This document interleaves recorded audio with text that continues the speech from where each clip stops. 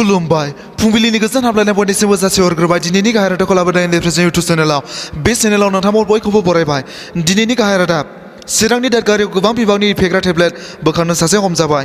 मंगलदैयाव गासै 46 बिजाथिफोरा नैथि खोलोबनि भट दावहायाव बारसोमगोन जोबस्रांनायनि लामायाव आगान सुरदों बेसेन गोसा बिफां लाइफांफोरा नोंथांमोना नायगासिनो दङ इन्डिपेन्डेन्ट इउटुब चेनेल बे चेनेलखौ नोंथांमोना साबस्क्राइब आरो लाइक खालामनानै जौगाहो दानिया फैदो आबुं रादाबाव चिरांनि दादगारियाव गोबां बिबांनि फेग्रा टेब्लेट बोखांदों सासे हमबाय चिरां जिल्लानि भारत भुटान सिमनायाव थानाय दादगारि पुलिसा बेन खालामजानाय फेग्रा हारिनि टेब्लेट आरो गुबुन गुबुन निसा गोनां मुलिजों लोगोसे सासे सुबुंखौ हमनानै मोनो खौरां मोननाय बादिब्ला जिल्लानि रौदिकाटा पुलिस थानानि सिङाव थानाय दादगारि आउटपस्टनि साखाथि हाथाइनिफ्राय मैया सासे लाइमोना सोनाब बेंगलनिफ्राय गोबां बिबांनि बेन खालामजानाय निसा गोनां टेब्लेट आरो कफ सिराप लाबोनायखौ पुलिसा मिथिनो मोननानै सिग्रोमो दादगारिनि पुलिस आउटपस्टनि बिबानगिरि सि बरगयारिनि दैदेननायाव सिग्रोमनाय समाव बेफोर फेग्रा टेब्लेटजों लोगोसे हाथिसार गामिनि उमासानि फिसाज्ला राजेशआ 32 बोसोर बैसोनि सुबुंखौ हमनो मोनो पुलिसआ बिनि आखाइनिफ्राय मोन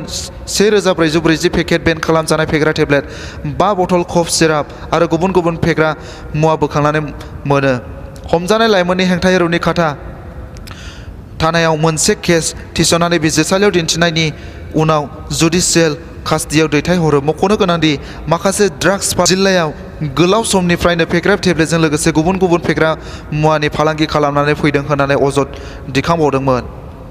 मंगलदैयाव गासै 46 बिजाथिफोरा नैथि खोलोबनि भट दावहायाव बारसोमगोन हादरनि खुंजानो गोनां 17थि लकसभा बिसायख'थियाव फैगौ एप्रिल दाननि 11 अक्ट'निफ्राय खुंजागोन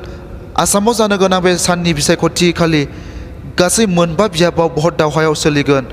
बे सानखालि मंगलदै बियाबजों लोगोसे नगाव करिंगम सिलचर आरो अट'नमास डिस्ट्रिक्ट डिफुआव बानजायजागोन मख'जाथावदि बै सानखालि जानो गोनां गासै मोनबा बिजाबाव उदां बिजाथिफोरखौ लाफानानै गासै 50 बिजाथिफोरा बादायलायगोन खुंजानो गोनां बिसायख'थियाव मंगलदै बिजाबाव गासै 11 बिजाथिफोरा बिजाथि महरै गसंदों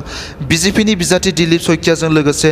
गोबां बेबादिनो कंग्रेस आरो गोबां दोलोनि बिजाथिफोरा बे भटनि दावहायाव बारसोमगोन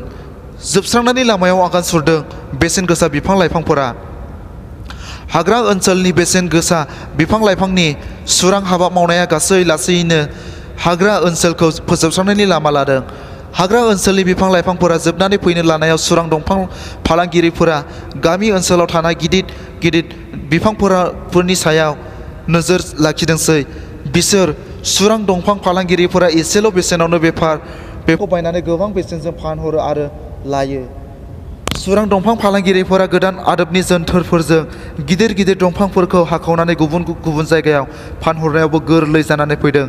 बेराफारसे बेफोर हाबाया आयेन बेरेखाब्लाबो हाग्रा बिफाना पुलिस खुंथायनि मददजों सुरां दंफां फालांगिरिफोरनि बेफोर हाबाखौ नुनानैबो नुयै बादि बिफाव लादों होननानै अजद होदों गामि गिदिङै दंफां हाखावग्राफोराबो गामि ओनसोलाव हाबनानै दंफां हाखावनायाव नांथाबनानै गामि ओनसोलनि आबहावाखौ गाज्रि खालामनो लादों होननानै अजद सिखांदों चिरां क'क्राझार आरो बङाइगाव जिल्लानि बेलासिपुर